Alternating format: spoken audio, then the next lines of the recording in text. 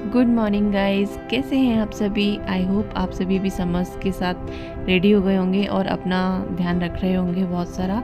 आज आपका favourite frame का ट्यूटोरियल आपके साथ लेकर आई हूँ, जो कि आप थंबनेल और टाइटल से समझ गए होंगे। 3D फ्लावर पिंक फ्रेम का, जिसको आप सब ने बहुत प्यार दिया था और आज इसका दूसरा वर्जन है। पहले मैंने स्क्वायर फ़ोटो के साथ इसके साथ वर्क किया था। आज फ़ोटो का साइज़ दूसरा है, ताकि आपको इसके साथ भी एक आइडिया मिल जाए कि रेक्टेंगल फ़ोटो के साथ आप इसके साथ कैसे वर्क कर सकते हैं। सबसे पहले मैं बता दूं कि मोल्ड को क्लीन कैसे करना है। मास्किंग टेप या सेलो टेप की हेल्प से आप इसको, जो छोटे छोटे डस्ट पार्टिकल्स होते हैं जो कि आपको इस पर दिख भी पा रहे होंगे, उनको क्लीन कर लेंगे।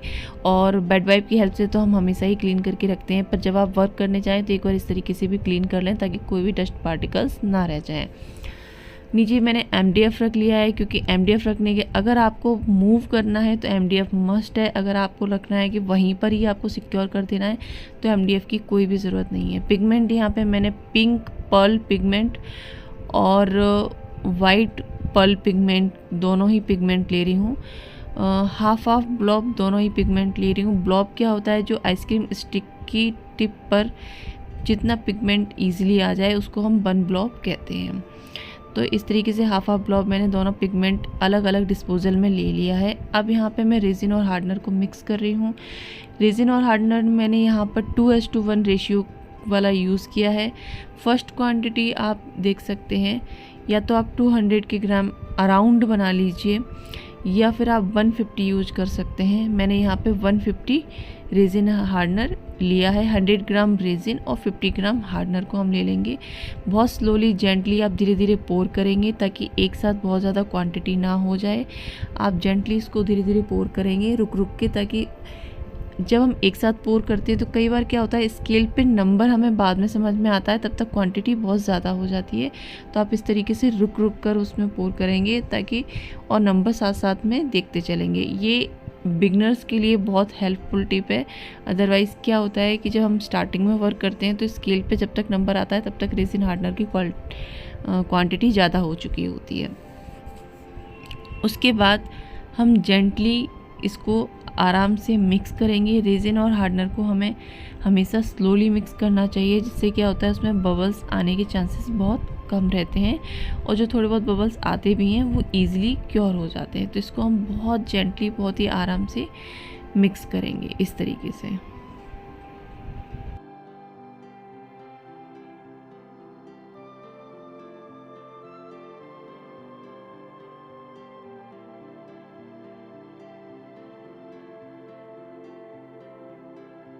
रेजिन हार्डनर को मिक्स करते टाइम डिस्पोजल कप के साइड एजेस पे से भी आप स्टिक को अच्छी तरीके से मूव करेंगे, जिससे ये अच्छी तरीके से मिक्स हो जाए। जब तक ये बिल्कुल इस तरीके से क्रिस्टल क्लियर दिखाई ना देने लगे तब तक आप इसको मिक्स करते रहें। जब इस तरीके से ये दिखाई देने लगे तो आप समझ लीजिए पूरी तरीके से मिक्स हो चुका है।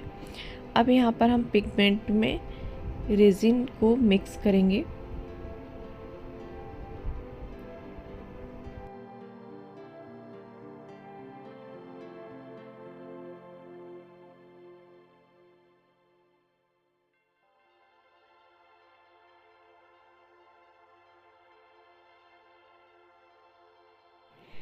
पिगमेंट को भी बहुत हम जेंटली मिक्स करेंगे आराम से, और कप के साइड्स में कहीं पे भी पिगमेंट लगाओ तो डिस्पोजल कप के साइड चारों तरफ से भी स्टिक को हम अच्छी तरीके से उसको मिक्स कर लेंगे। और जब तक पिगमेंट्स में कोई भी लम्प्स ना रह जाए तब तक हम इस तरीके से उसको चेक करेंगे। और आइसक्रीम स्टिक टेस्ट ज़रूर करेंगे, जिसमें हम स्टिक के ऊपर पिगमेंट लेके देखेंगे कि इसमें कोई भी लम्प्स रह गए हैं या नहीं रह गए हैं। हम दोनों कप में थोड़ा थोड़ा रेजिन मिक्स कर लेंगे और अच्छी तरीके से। और यहाँ पर मैंने वाइट पर्ल पिगमेंट को भी ऐड कर लिया है। अब इसको भी हम अच्छी तरीके से मिक्स करेंगे। अगर आप अपने फ्रेम में बिल्कुल ट्रांसपेरेंसी थोड़ी सी चाहते हैं तो फिर आप इसमें कोई भी ओपेक पिगमेंट ऐड मत कीजिएगा। बट अगर आप ट्रांसपेरेंसी नहीं चाहते हैं और आप चाहते हैं कि बहुत कम ट्रांसपेरेंसी हो, थोड़ा सा सॉलिड लुक आए, तो आप यहाँ पे थोड़ा सा वाइट ओपेक पिगमेंट को ऐड कर सकते हैं। मैंने, आपने देखा होगा, बहुत मिनिमम क्वांटिटी में वाइट ओपेक पिगमेंट ऐड किया है और पर्ल पिगमेंट के साथ ही अब इसको हम अच्छी तरीके से मिक्स कर लेंगे जब तक इसमें कोई भी लम्स या पिगमेंट ऐसे ही ना रह जाए, तब तक इसको हम जेंटली बहुत अच्छी तरीके से मिक्स करेंगे। एक मिस्टेक हम लोग क्या करते हैं, जब हम स्टार्टिंग में वर्क करते हैं तो हम क्या करते हैं, कई बार बाई मिस्टेक हम स्टिक्स को मैच कर देते हैं, यानी कि एक पिगमेंट की स्टिक दूसरे पिगमेंट में हम ऐड कर देते हैं, या फिर रेजिन वाली स्टिक को ही हम उसी से हम कोई भी पिगमेंट ले लेते हैं, यानी कि ओपिक पिगमेंट या कोई भी। ये मिस्टेक नहीं करना चाहिए, क्योंकि इससे हमारे पिगमेंट्स बहुत जल्दी ख़राब हो जाते हैं और एक दूसरे में उसका कलर्स आ जाता है। यहाँ पर मैं इस तरीके से अलग अलग दोनों पिगमेंट को पोर करूँगी, थोड़ा सा पिंक, थोड़ा सा वाइट, फिर थोड़ा सा पिंक, थोड़ा सा वाइट। इससे क्या, ये बहुत ही अच्छी तरीके से एक दूसरे में ब्लेंड हो जाएंगे और एक बहुत ही प्यारा कलर हमें देंगे। और इसको अच्छी तरीके से मिक्स करने के बाद हम इसको कवर करके रख देंगे। नेक्स्ट स्टेप इसके बाद हम क्या करेंगे, जो रेजिन और हार्डनर इसमें थोड़ा सा बच गया था, या फिर अगर आपका नहीं भी बचा है, अगर आपका पूरा मोल्ड कवर हो गया है या आपने पोर कर दिया है, तो आप 30 ग्राम रेजिन और हार्डनर को और मिक्स कर लीजिए, जिसमें से 20 ग्राम रेजिन और 10 ग्राम हार्डनर लेंगे हम। और 3D फ्लावर के जो मोल्ड आते हैं, आप उनमें पिंक पर्ल पिगमेंट को ऐड करेंगे, जो कि हमने यहाँ पर सेम पिंक पर्ल पिगमेंट जो यूज़ किया था, सेम पिंक पर्ल पिगमेंट को मिक्स करेंगे रेजिन हार्डनर में और 3D फ्लावर मोल्ड में पोर कर देंगे। जस्ट सिंपल स्टेप, उसमें और कुछ भी एक्स्ट्रा नहीं करना है। ये आप पर डिपेंड करता है कि आप फ्लावर्स का कलर थोड़ा डार्क चाहते हैं या लाइट चाहते हैं। अगर आप डार्क चाहते हैं तो थोड़ा सा और कलर ऐड कर दीजिएगा, अगर लाइट चाहते हैं तो जितना मैंने दिखाया था 1 आइसक्रीम स्टिक 1 ब्लॉक, उतना ही कलर आप पिगमेंट ऐड करेंगे और मिक्स करके पोर कर देंगे। और उसके बाद उसको अच्छी तरीके से ड्राई होने के लिए या क्योर होने के लिए छोड़ देंगे। 3D फ्लावर मोल्ड में भी 2 चॉइस हैं। अब इन दोनों को हम बिल्कुल क्योर होके छोड़ देंगे और आफ्टर 1 डे हम इसको निकालेंगे। अगर आपको 3D फ्लावर मोल्ड को सॉफ्ट हीट गन नहीं है आपके पास और आप बिगिनर की तरह वर्क कर रहे हैं, तो अगर आप अपने यहाँ का टेम्परेचर के अकॉर्डिंग वर्क करेंगे, अगर टेम्परेचर हाई है, गर्म समर्स हैं, तो आप 10 घंटे बाद आप इनको निकालेंगे मोल्ड में से। आप कैसे चेक करेंगे, ये मतलब इनमें कोई भी चिपचिपाहट ना हो टच करने पर और ये इजीली डीमोल्ड हो जाए, बट ये बिल्कुल सॉफ्ट हो, इस तरीके की बिल्कुल सॉफ्ट हो कि ये कोई भी शेप इनको दिया जा सके। जब इस तरीके की उस कंसिस्टेंसी में हो तब आप इनको निकाल कर इस तरीके से कोई भी शेप देंगे और मास्किंग टेप की हेल्प से या फिर किसी बाउल में रख के इनको आप फिक्स कर देंगे। दूसरा तरीका ये है जो मैंने आपको दिखाया कि पूरी तरीके से क्योर हो चुके हैं और आपने हीट गन की हेल्प से इनको थोड़ा सा सॉफ्ट किया है। मेक श्योर कि आप ग्लव्स पहनकर ही वर्क करें, क्योंकि जब हम इसमें हीट देते हैं तो ये बहुत ही गर्म हो जाते हैं और हमारे हैंड्स जलने लगते हैं। तो इस तरीके से हम इनको शेप दे देंगे बाउल में रखकर और मास्किंग टेप या सेलो टेप लगाकर इस तरीके से हम इनको शेप दे देंगे और थोड़ी देर के लिए छोड़ देंगे, तो ये अपने आप उस शेप में आ जाएंगे। अब सेकेंड डे का वर्क मैं आपको ये दिखाती हूँ कि इसमें हम क्या क्या मटेरियल लेने वाले हैं। यहाँ पे मैंने डिफरेंट साइज़ के अलग अलग तरीके के पर्ल्स लिए हैं, कुछ मीडियम साइज़ में, कुछ स्मॉल साइज़ में, कुछ अलग तरीके के स्टोन्स मैंने लिए हैं और कुछ ग्रे स्टोन्स और गोल्डन स्टोन्स। यहाँ पर आप देख पा रहे हैं ये फ्रेम बिल्कुल सूख चुका है 1 डे के लिए। प्रिजर्व फ्लावर्स मैंने ले लिए हैं, स्टोन्स ले लिए, बियॉन्ड की वाइट इंक ले लिए, क्रिस्टल्स ले लिए हैं, स्टिक्स डिस्पोजल्स ले लिए हैं और ग्लव्स आप वेयर कर लेंगे। फ्लावर्स को इस तरीके से मैंने ग्लू की हेल्प से एक दूसरे के ऊपर चिपका लिया है। ये अकॉर्डिंग टू यू कि आप किस तरीके का पैटर्न देना चाहते हैं, शेप देना चाहते हैं, उसके अकॉर्डिंग आप फ्लावर्स को एक दूसरे के ऊपर स्टिक कर लीजिए ग्लू की हेल्प से या फेविकॉल की हेल्प से, और उन्हें इतना टाइम दीजिए कि वो अच्छे तरीके से आपस में स्टिक हो जाए, ताकि आप जब वर्क करें तो बहुत ज़्यादा प्रॉब्लम ना हो। फ़ोटो को यहाँ पर आप रख कर देख लेंगे कि फ़ोटो की पोजीशन क्या है, उसके अकॉर्डिंग आप वर्क करेंगे और ग्लव्स पहन लेंगे। उसके बाद यहाँ पर मैं फिर से रेजिन और हार्डनर को मिक्स कर रही हूँ 45 ग्राम्स रेजिन हार्डनर सिर्फ एक लेयरिंग के लिए काफ़ी होता है। बट अगर आपको लग रहा है कि आपकी फ़र्स्ट लेयर थोड़ी सी पतली रह गई थी तो आप यहाँ पर ज़्यादा रेजिन और हार्डनर भी मिक्स कर सकते हैं। बस आपको रेशियो का ध्यान रखना है। यहाँ पर मैंने एक फर्स्ट लेयर के लिए 45 ग्राम्स रेजिन हार्डनर मिक्स किया है, जिसमें मैं 30 ग्राम रेजिन और 15 ग्राम हार्डनर। बस आपको 2:1 रेशियो का ध्यान रखना है। और इस तरीके से मिक्स करने के बाद इसको हम थोड़ी देर के लिए रेस्टिंग टाइम देंगे ताकि ये थोड़ा सा थिक कंसिस्टेंसी में आ जाए, तो ये ज़्यादा मूव नहीं करेगा। अब यहाँ पर जो भी पिक है उसको मैंने लैमिनेट करा के रखा है और उसके बाद उसके ऊपर मैंने फेविकॉल की कोटिंग पीछे लेयर पे दे दी है ताकि ये अच्छी तरीके से फिक्स हो जाए। आप देख पा रहे होंगे फेविकॉल किस स्टेंस आए हैं। और जो भी एक्स्ट्रा फेविकॉल इधर उधर लगा है उसको तुरंत की तुरंत आप क्लीन कर देंगे, क्योंकि ये रेजिन डालने के बाद ये पैचेस आ जाते हैं इसके। तो आप बेड पाइप की हेल्प से तुरंत जो एक्स्ट्रा फेविकॉल आपका इधर उधर लगा है उसको तुरंत की तुरंत क्लीन कर देंगे।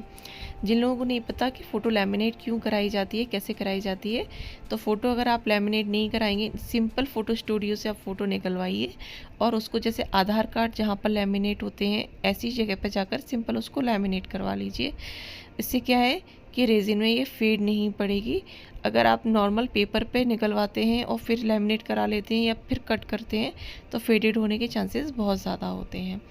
इसलिए आप अच्छी क्वालिटी का अगर चाहते हैं और एक अच्छा लुक चाहते हैं तो फ़ोटो स्टूडियो से फ़ोटो को निकलवाइए, प्रिंट करवाइए और उसके बाद लैमिनेट उसको करा लीजिए जाकर। यहाँ पर मैं फ्लावर्स की प्लेसिंग करके देख रही हूँ कि किस तरीके से मुझे फ्लावर्स कहाँ पर रखने हैं। आप पहले ही उनको स्टिक करने से पहले ही उनकी प्लेसिंग ज़रूर चेक कर लीजिए, क्योंकि एक बार अगर हमने फिक्स कर दिए फिर ये मूव नहीं करेंगे।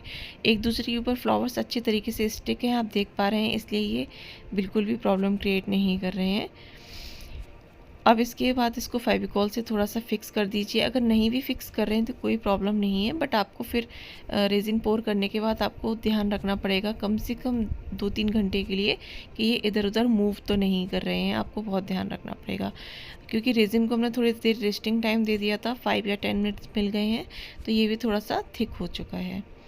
और अच्छी तरीके से हम इसको जेंटली स्प्रेड कर देंगे चारों तरफ आइसक्रीम स्टिक की हेल्प से, जिससे ये पूरी तरीके से हर कॉर्नर में स्प्रेड हो जाए।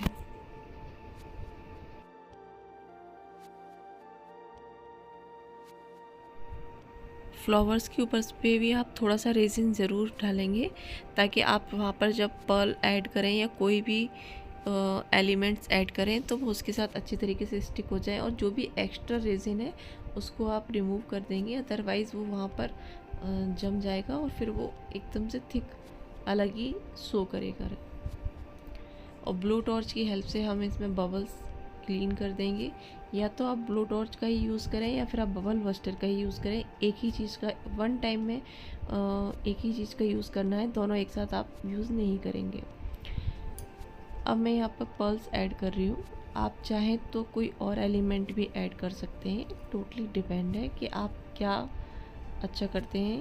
बट आपको चेक ज़रूर करना चाहिए कि वो उसके साथ अच्छा लुक क्रिएट कर रहा है या नहीं। तो मुझे लगता है कि जब भी आप ऐसा कुछ करना चाहते हैं तो रेजिन को पोर करने से या मिक्स करने से पहले ही एक बार आप प्लेसिंग करके या रख कर देख लें, क्योंकि अगर आपने एक बार रेजिन मिक्स करके पोर कर दिया तो फिर आप एक्सपेरिमेंट बहुत ज़्यादा नहीं कर सकते, क्योंकि रेजिन एक्सोथर्मिक होने लगता है। पर मुझे पता था कि मुझे यही डिज़ाइन देनी है, तो मैंने यहाँ पर उसी तरीके से मटेरियल और प्लेसिंग सब कुछ करके देख ली थी।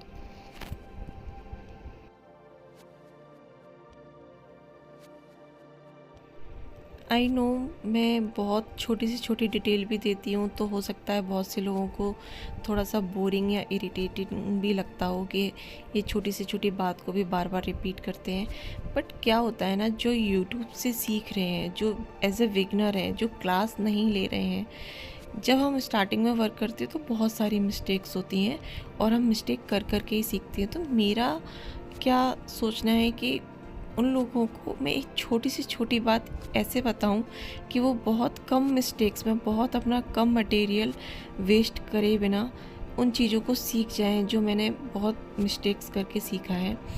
या फिर कई बार हमारी प्रोडक्ट बन तो जाता है पर उतनी फिनिशिंग नहीं आती है, उतना अच्छा लुक नहीं आ पाता है, क्योंकि इसी तरीके की छोटी छोटी मिस्टेक्स हमसे हो जाती हैं। तो मेरी कोशिश बस ये रहती है कि जो लोग कहीं क्लास नहीं ले रहे हैं और यूट्यूब पर आकर ही सीख रहे हैं और आगे अपना वर्क करना चाहते हैं, तो उन्हें ये छोटी छोटी टिप्स पता हों जो कि वर्कशॉप में बहुत पेड करके हमें सीखने को मिलती हैं। तो उन्हें छोटी छोटी प्रॉब्लम्स, ये सारी मिस्टेक्स पता हों और वो कम से कम मिस्टेक्स के साथ इस वर्क को कर सकें। ऐसा नहीं है कि किसी ने फर्स्ट टाइम वीडियो देख लिया और उस प्रॉपर बहुत अच्छा बन गया, फिर भी एज पॉसिबल एज कम से कम उससे मिस्टेक हो और उसका जो प्रोडक्ट है वो कम वेस्टेज में बहुत अच्छा बनकर निकले।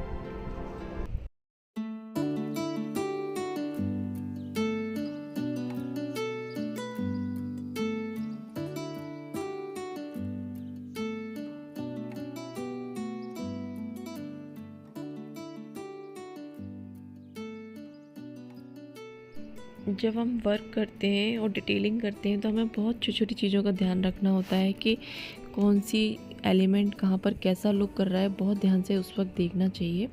उससे क्या है कि छोटी छोटी चीज़ों से ही लुक इन्हेंस होता है। यहाँ पर जो थोड़ा सा लेफ़्ट ओवर रेजिन था उसमें मैंने वाइट बियॉन्ड इंक ऐड करी है, 1 या 2 ड्रॉप ओनली, और इस तरीके से थोड़ी सी लेसिंग की है। इससे क्या है, यहाँ पर मैं थोड़ा सा वेव्स वाला इफ़ेक्ट देना चाहती हूँ, जो कि बहुत ज़्यादा नहीं शो करेगा बस, बट इससे एक अच्छा इन्हेंस लुक क्रिएट होगा। और आइसक्रीम स्टिक की हेल्प से मैं थोड़ा सा यहाँ से बहुत लाइटली वेव्स क्रिएट कर रही हूँ।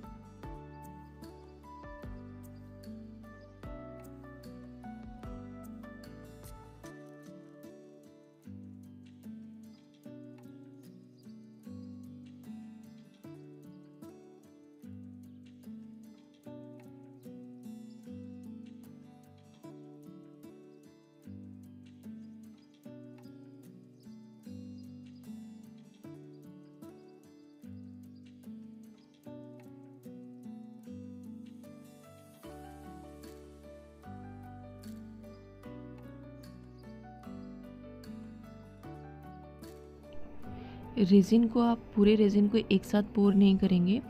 पहले मैंने थोड़ा सा रेज़िन पोर किया था, उसके बाद फिर थोड़ा सा रेज़िन में पोर करूँगी। इस तरीके से रुक रुक कर हम इसके साथ वर्क करेंगे। रेज़िन पोर करते टाइम या फिर कहीं पर भी आपको छोटे छोटे अगर रेसेस या फिर कोई भी डस्ट नज़र आती है तो आप इसी टाइम पे उसको थोड़ा सा रिमूव कर दीजिए। आपको बहुत ध्यान से इसको देखना पड़ेगा लाइट में।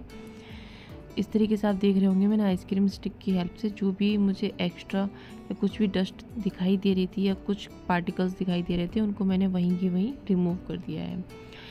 इसके बाद नेक्स्ट इसमें मैं थोड़ा सा पिंक पर्ल पिगमेंट ऐड करूँगी रेजिन के अंदर, जो कि मैंने पहले भी ऐड किया था।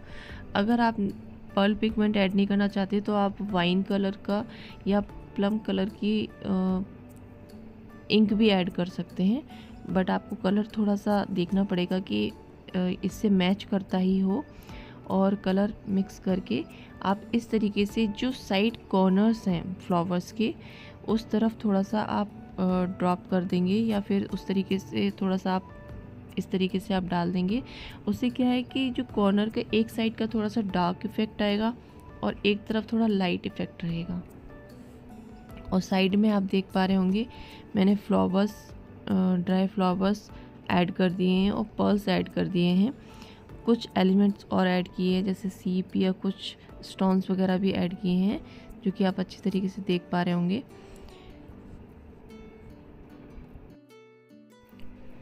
लास्ट में ब्लो टॉर्च की हेल्प से आप इसमें जो भी बबल्स हैं उनको अच्छी तरीके से क्योर कर देंगे और उसके बाद आप इसको अच्छी तरीके से कवर अप करके रख देंगे। मेक श्योर कि कोई भी बबल्स ना रह जाए। और इसको कवर करके रख देंगे। नेक्स्ट इसको पूरे 1 डे के बाद हम इसको डीमोल्ड करेंगे। तो आप देख पा रहे होंगे कि साइड एजेस में जो भी शार्पनेस है वो मैं इस टूल की हेल्प से, कटर की हेल्प से इसको इस तरीके से मैं क्लियर करूँगी। आप चाहें तो इस पर सैंडिंग भी कर सकते हैं, बट मुझे इतनी ज़्यादा नीड नहीं महसूस हो रही है, तो मैं यहाँ पर नॉर्मल इस कटर की हेल्प से या इस टूल की हेल्प से ही करूँगी, क्योंकि स्टार्टिंग में ज़्यादातर सभी के पास यही होता है। बहुत ही ईजी और अफोर्डेबल होता है। इस तरीके से इसमें जो बटन है उसको हम प्रेस करेंगे तो ये जो घूमता है वो राउंड होता है वो होना बंद हो जाएगा और एक जगह बिल्कुल फिक्स हो जाएगा। और इस तरीके से आप देखिए इसकी शार्पनेस को क्लीन कर सकते हैं बहुत आराम से।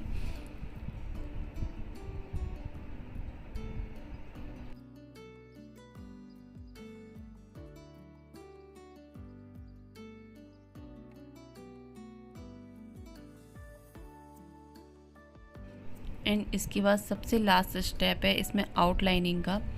वैसे तो सबसे लास्ट स्टेप इसमें आउटलाइनिंग का होता है, बट मेरे साथ इस फ्रेम में थोड़ा सा कुछ प्रॉब्लम हुई थी जो कि मैं आपको बाद में बताऊंगी। यहाँ पर आउटलाइन की बात करें तो आप डेकोमास मार्कर की हेल्प से इसमें आउटलाइन कर सकते हैं, जो कि ऑयल बेस होते हैं और स्पेशली रेजिन में वर्क करने के लिए ये आते हैं। ईज़िली आपको जहाँ पे रेजिन का मटेरियल मिलता है अवेलेबल हो जाएंगे, अदरवाइज़ ऑनलाइन भी ये प्रोवाइड हो जाते हैं। सेकंड ऑप्शन ये भी है कि अगर आपको मार्कर के साथ हेल्प नहीं करना है तो आप बाइंडर में मेटेलिक पर्ल पिगमेंट को अच्छी तरीके से मिक्स कीजिए और ब्रश की हेल्प से उससे अच्छी सी पतली सी आउटलाइन दे दीजिए। अब बात करेंगे कि मेरे साथ इस ऑर्डर में ट्विस्ट क्या हुआ था कि जब मैंने ये ऑर्डर लिया था तब कस्टमर की ऐसी कोई डिमांड नहीं थी कि इसमें कुछ भी मुझे ऐड करना है या फिर कोई भी लाइन ऐड करनी है। बट जब मैंने फुल फ्रेम का रेडी होके फ़ोटो भेजा और मैंने उनसे पूछा कि क्या इसमें कुछ एक्स्ट्रा ऐड करना है, तो उन्होंने फिर थोड़ा सा अपना बताया कि हाँ आप, मतलब मैंने उनसे पूछा कि आप क्या इस तरीके की लाइन कुछ ऐड करवाना चाहते हैं, तो उन्होंने कहा कि हाँ आप कर दीजिए। तो मुझे फिर ये विनाइल स्टिकर्स बाद में निकलवा के और इस तरीके से मैंने बाद में ऐड किए हैं। कई बार इसमें ऐड करते टाइम इस तरीके की प्रॉब्लम आती है तो उसको अच्छे से प्रेस कीजिए और वो ऐड हो जाएंगे। बट अगर आप पहले से ही इस चीज़ के लिए प्रिपेयर हैं कि आपको विनाइल स्टिकर्स या कुछ भी फॉन्ट ऐड करना है, तो जब आप सेकेंड लेयर ऐड कर रहे हैं तभी इसी तरीके से विनाइल स्टिकर्स को ऐड कीजिए। और जब आप फ़ोटो और फ्लावर्स ऐड कर रहे थे जहाँ पर ऐड करेंगे उसी टाइम पे आप फ़ॉन्ट भी उसमें विनाइल स्टिकर भी ऐड कर दीजिए इस तरीके से, और तब आप सेकेंड लेयर रेजिन की आप इसमें ऐड कीजिए। तो ये प्रोसेस आप, ये स्टेप आप वहाँ पर भी कर सकते हैं। मैंने यहाँ पर किया, उसके बाद इसमें रेजिन और एक बार पोर किया। कुल मिलाकर मेरे लिए ये 3 स्टेप हो गया। और उसके बाद फिर मैंने आगे की जो भी आउटलाइंस और फ्लावर्स का जो भी था वो किया। इस तरीके से फ्लावर्स पे भी आप थोड़ी थोड़ी आउटलाइंस कर सकते हैं। सो मेक श्योर जो विनाइल स्टिकर वाला स्टेप है आपको सेकेंड बार जब आप रेजिन पोर करेंगे तभी प्रॉपर कर लेना है। लास्ट स्टेप इसमें लाइट ऐड करने का है। जब ये पूरी तरीके से रेडी हो जाए तब आप इसमें लाइट ऐड करेंगे। यूवी रेजिन की हेल्प से या फिर ग्लू गन की हेल्प से या नॉर्मल ग्लू की हेल्प से भी आप इसको ऐड कर सकते हैं, जैसे भी आपको कंफर्टेबल हो। मैं रेजिन में नहीं ऐड करती हूँ क्योंकि अगर लाइट ख़राब हो जाए तो वो फिर उसमें फिक्स रह जाती है, वो थोड़ा प्रॉब्लम क्रिएट करती है। इसलिए मैं इसको यूवी रेजिन या ग्लू गन की हेल्प से ऐड करती हूँ, जो कि बाद में अच्छे से अगर कट करके निकालना चाहें तो निकल भी जाती है।